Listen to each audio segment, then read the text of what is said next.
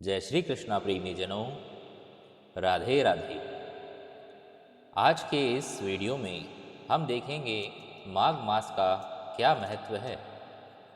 आखिरकार माघ मास में स्नान करना क्यों सबसे पुण्यकारी बताया गया है। इसी के साथ साथ माघ मास को ही क्यों इतना महत्व दिया गया है। शास्त्रों में क्यों बताया गया है इस माह के स्नान को सर्वोत्तम स्नान। तो ध्यान से सुनो। शास्त्रों, पुराणों और धर्म ग्रंथों में माघ स्नान की विशेष महिमा बताई गई है। इस अवसर पर अर्थात माघ माह में उस स्थल पर जहाँ हाल ही में कुंभ मेला लगा था, वैसा ही कुंभ मेला इस माह में भी लगता है। और यह मेला संयोग से, न केवल संयोग से अपितु परंपरा के अनुसार 2026 में प्रयागराज में ही लगेगा। यह मेला पौष पूर्णिमा से लेकर माघ पूर्णिमा यह महाशिवरात्रि तक भी चलेगा। तो चलिए समझते हैं इस वीडियो में हम इस माह में स्नान का क्या महत्व है और जानते हैं कि इस बार प्रयागराज में होने वाले स्नान की क्या है शुभ तारीखें। देखिए, हम इस वीडियो में जानेंगे माघ स्नान का क्या महत्व है, माघ स्नान की उचित विधि और समय क्या है। यदि हम प्रयागराज नहीं जा पाते तो तीर्थ क्षेत्रों में माघ स्नान करना संभव नहीं है, तो क्या घर पर कर सकते हैं? तो कैसे करना है? यदि प्रयागराज जाते हैं तो माघ मास में वहाँ कल्पवास का क्या महत्व है, प्रयाग में शाही स्नान की क्या तारीखें हैं और माघ मास में दान का क्या महत्व है और दान देने योग्य वस्तुएं क्या हैं। तो यह सभी चीज़ें आज हम यहाँ पर इसमें देखेंगे। अब हम जानते हैं माघ स्नान के बारे में कि माघ स्नान का वास्तविक क्या महत्व है। तो बंधुजनों, कहा गया है हिंदू धर्म में माघ मास को देवताओं का मास बताया गया है। इस मास के स्नान को अत्यंत पवित्र, पुण्यदायक और मोक्षप्रद भी माना गया है। कहा गया है पद्म पुराण में कि माघ मास का जो महात्म्य है उसका वर्णन वहाँ करते हुए ये कहा गया है कि पूजा करने से भी भगवान श्री हरि को उतनी प्रसन्नता नहीं होती है जितनी माघ महीने में स्नान करने मात्र से होती है। अतः सभी पापों से मुक्ति और भगवान वासुदेव की प्रीति प्राप्त करने के लिए प्रत्येक मनुष्य को इस माह में स्नान करना चाहिए। मान्यता है कि माघ महीने में जल में देवताओं का वास होता है, इसलिए माघ माह का जल अत्यंत पवित्र माना गया है। विशेष रूप से गंगा, यमुना, सरस्वती इन त्रिवेणियों का जल और गोदावरी, नर्मदा आदि नदियों के जल में स्नान करने से भी अक्षय पुण्य प्राप्त होता है। यह मास देवताओं का अत्यंत प्रिय मास है। उक्ति भी है, कही गई है, प्रयागे माघ मासे तुत्रयम् स्नानस्य यद्रवे दशाश्वमेघ सहस्रेण तत्फलम लभते भुवि। अर्थात प्रयाग में माघ मास के अंदर 3 बार स्नान करने से जो फल प्राप्त होता है भक्तों, वह पृथ्वी में 10,000 अश्वमेध यज्ञ करने से भी प्राप्त नहीं होता है। उत्तर प्रदेश के प्रयागराज के त्रिवेणी संगम पर माघ मास का मेला लगता है। इस मेले में लोग दूर दूर से स्नान के लिए, धार्मिक अनुष्ठान के लिए और कल्पवास के लिए भी पहुँचते हैं। कहा गया है कि इस माघ मास को यदि हम नियम पूर्वक यहाँ पर स्नान करते हैं तो उसका हमें अतिशय फल प्राप्त होता है। अतः माघ स्नान की क्या उचित विधि है और किस समय यह स्नान करना चाहिए, इस बारे में जानना भी आवश्यक हो जाता है। श्रीमद्भागवत महापुराण में कहा गया है कि जो व्यक्ति माघ मास में नियम पूर्वक स्नान करता है जप, दान और व्रत करता है उसे वैकुंठ की प्राप्ति होती है। माघ स्नान केवल धार्मिक ही नहीं, शारीरिक, मानसिक स्वास्थ्य और शांति को भी प्रदान करता है। अतः स्नान के लिए ठंडे जल से स्नान करने की विधि बताई गई है। ठंडे जल से स्नान करने पर रोग प्रतिरोधक क्षमता बढ़ती है और मन शुद्ध और शांत होता है। स्नान का जो उत्तम समय है वो सूर्योदय के पूर्व माना गया है। नारद पुराण में माघ मास में ब्रह्म मुहूर्त में अर्थात प्रातः 3:30 से 4 बजे तक स्नान करने से सभी महापातक दूर हो जाते हैं और प्राजापत्य यज्ञ का फल प्राप्त होता है। सूर्योदय के पश्चात किए जाने वाले स्नान को आध्यात्मिक दृष्टि से अल्प लाभकारी और कनिष्ठ माना जाता है। तो यह इसकी विधि और स्नान का समय है, शास्त्रों के अनुसार सर्वसम्मत माना गया है। लेकिन किन्हीं कारणों से यदि हम तीर्थ क्षेत्रों में जाकर माघ स्नान नहीं कर सकें तो हमें क्या करना चाहिए? कहा गया है माघ स्नान की और माघ मास की ऐसी विशेषता है कि इस काल में प्रत्येक प्राकृतिक स्रोत में गंगा के समान पवित्र जल हो जाता है। माघ स्नान हेतु प्रयाग, वाराणसी आदि स्थान पवित्र माने गए हैं, लेकिन यदि वहाँ स्नान करना संभव न हो तो किसी समीप की नदी, तालाब, कुआं अथवा किसी भी जल स्रोत में स्नान अवश्य करना चाहिए। उस जल स्रोत को पवित्र मानते हुए माघ स्नान करना चाहिए। माघ स्नान हेतु रात्रि घर के छत पर गागर में जल रखकर अथवा दिन भर सूर्य के किरणों से तपे जल से स्नान करना चाहिए। घर में माघ स्नान करने हेतु सुबह जल्दी उठकर गंगा, यमुना, सरस्वती आदि पवित्र नदियों का स्मरण करके प्रार्थना पूर्वक उनका आह्वान करके स्नान करना चाहिए। उपरोक्त बताए गए अनुसार जब हम सूर्य मंत्र का उच्चारण कर रहे हैं और सूर्य स्नान के पश्चात सूर्य मंत्र का उच्चारण करना चाहिए और उनको उच्चारण के समय सूर्य को अर्घ्य भी देना चाहिए। इसके उपरांत भगवान श्री विष्णु का स्मरण करके पंचोपचार पूर्वक पूजन करना चाहिए। इसी दौरान ओम नमो भगवते वासुदेवाय इस नाम जप का अधिकाधिक प्रयोग करना चाहिए।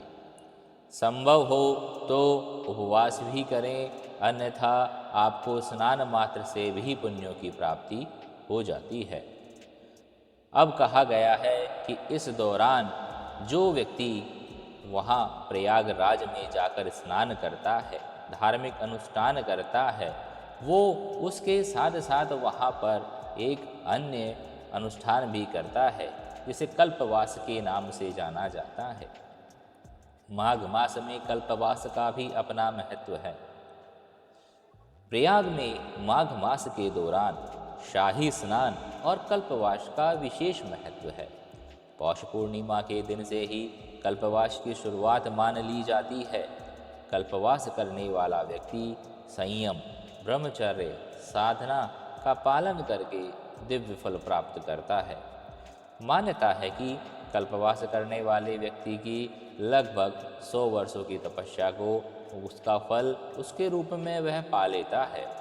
कल्प अर्थात वेदाध्ययन, मंत्र पाठ, यज्ञ आदि कर। पुराणों में माघ मास के संगम पर तट पर निवास करना, धार्मिक कर्म करना और नियम विधि पूर्वक स्नान करना कल्पवास कहलाता है। शास्त्रों में कहा गया है कि जो व्यक्ति भक्ति भाव सहित कल्पवास वहाँ करता है उसे सद्गति प्राप्त होती है। न केवल उसे अपितु उसके पूर्ण परिवार को भी यह मोक्ष की प्राप्ति होती है। कहा जाता है कि अगर घर का मुखिया वहाँ कल्पवास करता है तो उसका फल उसके संपूर्ण परिवार को भी मिलता है, क्योंकि वह मुखिया होता है। 1 मास तक चलने वाला यह पवित्र माघ स्नान इस बार उत्तर प्रदेश राज्य के प्रयाग में आयोजित हो रहा है और प्रतिवर्ष भी यह प्रयाग में ही आयोजित होता है। इसमें कल्पवास में प्रतिदिन स्नान, अर्घ्य, यज्ञ आदि उपरांत करने के पश्चात ब्राह्मणों को भोजन भी करवाया जाता है। दिन भर विविध धार्मिक कथा प्रवचनों को सुनकर पूरे दिन सत्संग में बिताया जाता है। इस काल में स्वयं को भी सभी भौतिक सुखों से दूर रखा जाता है। झोपड़ी में रहकर भूमि पर गेहूं का धान अर्थात छिलके फैलाकर उस पर ही चटाई रखकर शयन किया जाता है। अतः सत्संगति करते हुए, सादा जीवन बिताते हुए, प्रभु स्मरण, जप स्मरण करते हुए, प्रातः स्नान करने के पश्चात, सूर्य के अर्घ्य करने के पश्चात, धार्मिक अनुष्ठान करने के पश्चात और ब्राह्मणों को भोजन कराने के पश्चात एक सात्विक जीवन जीने वाला व्यक्ति वहाँ मास भर रह करके कल्प स्नान, कल्प वास करता है और वही माघ मास के दौरान किया जाता है। इस माघ मास के दौरान अधिकतर शाही स्नान की तिथियां भी आती है। तो माघ पूर्णिमा पर होने वाली शाही स्नान की तिथियां कौन कौन सी है? वर्ष 2026 में इस बार यह मेला पौष पूर्णिमा से शुरू हो रहा है और यह मेला 3 जनवरी पौष पूर्णिमा से शुरू होगा और 15 फरवरी अर्थात महाशिवरात्रि तक समाप्त होगा। इसकी कुछ तिथियां बेहद शुभ मानी गई हैं, जो इस प्रकार है।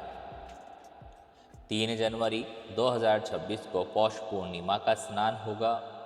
14 जनवरी 2026 को मकर संक्रांति का स्नान होगा। 18 जनवरी 2026 को मौनी अमावस्या का स्नान होगा। वहीं 23 जनवरी वसंत पंचमी को यह माघ पूर्णिमा का 23 जनवरी 2026 को वसंत पंचमी का स्नान होगा। 1 फरवरी 2026 को माघ पूर्णिमा का स्नान होगा और 15 फरवरी 2026 को महाशिवरात्रि का स्नान होगा। अब स्नान के उपरांत जो इस माह में विशिष्ट त्यौहार आते हैं, तिथियां आती हैं, उन तिथियों में माघ मास में दान करने का एक विशेष महत्व बताया गया है। इसमें दान के साथ साथ उसकी देय जो वस्तुएं हैं, दान देने योग्य जो वस्तुएं हैं, उनका भी अपना ही महत्व है। माघ महीने का विशेष महत्व मकर संक्रांति पर्व से जुड़ा है। मकर संक्रांति पर सूर्यदेव उत्तरायण होते हैं। मान्यता है कि इस काल में मृत्यु पाने वाले को मोक्ष की प्राप्ति होती है। माघ महीने की शुक्ल पंचमी को वसंत ऋतु का भी आरंभ होता है और तिल चतुर्थी, रथ सप्तमी, भीम अष्टमी आदि व्रत भी प्रारंभ होते हैं। माघ शुक्ल चतुर्थी को उमा चतुर्थी भी कहा जाता है। विभिन्न व्रत और त्योहारों के मध्य यहाँ पर कई अनुष्ठानों का, व्रतों का पालन किया जाता है। कहा गया है, माघ कृष्ण द्वादशी को यम ने तिलों का निर्माण किया। दशरथ ने उन्हें पृथ्वी पर लाकर खेतों में बोया था। अतः मनुष्य को उस दिन उपवास रखकर तिलों का दान करना चाहिए। तिलों को ही खाना चाहिए। इस दिन भगवान विष्णु की पूजा होती है। चूँकि माघ महीने में सूर्य के त्वष्टा के रूप में भी पूजा की जाती है, पौष मास में कई बीमारियों का लोग शिकार हो जाते हैं, तो मास माह में सूर्य देव की रोशनी का लाभ लेकर वो इन बीमारियों से छुटकारा पा सकते हैं। इस हेतु इस महीने में कृष्ण और शिव की पूजा का विधान भी बताया गया है। शिव पूजा में तिल के तेल का दीपक जलाने से शारीरिक परेशानियां नहीं होती है। इस माह में मंगल और गुरुवार का व्रत करने का भी विशेष फल बताया गया है। इन सभी विशेष फलों के दौरान सबसे पहले कहा गया है कि यहाँ पर तिल से निर्मित वस्तुओं का दान करना चाहिए। इस दान को करने से और अन्य कृष्ण दान करने से भी आपको अन्य कई गुना इसका फल प्राप्त होता है। यह यहाँ पर दान योग्य माह भी कहलाता है, जहाँ पर व्यक्ति अधिकाधिक चीज़ें दान कर करके वहाँ पर पुण्य की प्राप्ति करता है।